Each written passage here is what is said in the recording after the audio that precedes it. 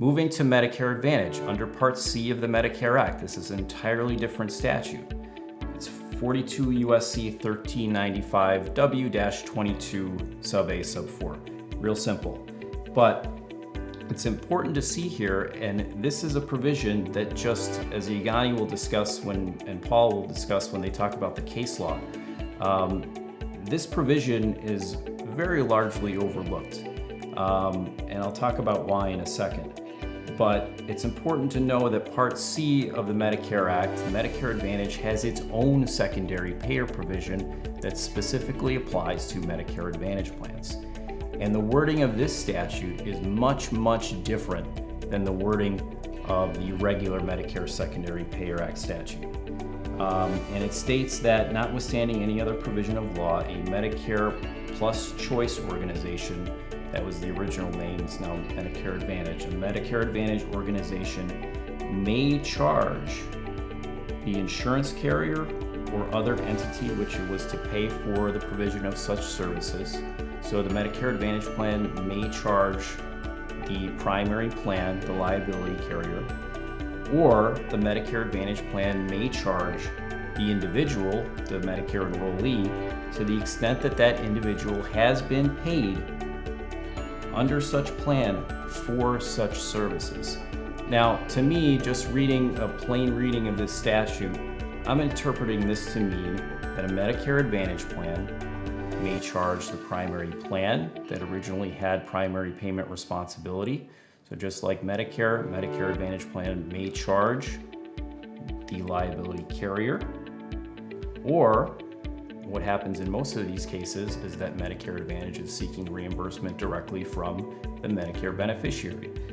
So they also may charge the individual, but only to the extent that that individual has been paid in that liability settlement for such services, for the same medical items and services that the Medicare Advantage plan has paid for. To me, that means they're only entitled to the past medical component of any given settlement, similar to the rights that Medicaid has under the Alborn decision. But you'll see that this section is very largely overlooked because of the private cause of action provision that I just mentioned, and because of the Medicare Advantage regulation. Now, there is a regulation under 42 CFR 422.108 sub F.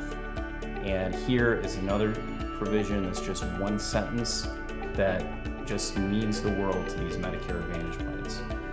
The rules established under this section supersede any state laws, regulations, or other standards that would otherwise apply to Medicare Advantage plans. That's fine.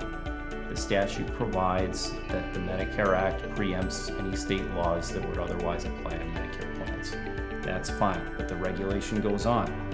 The Medicare Advantage organization will exercise the same rights to recover from a primary plan, entity, or individual that the Secretary, meaning the Secretary of Health and Human Services, exercises under the regular Medicare Secondary Payer Act regulations, and cross-referencing those regulations.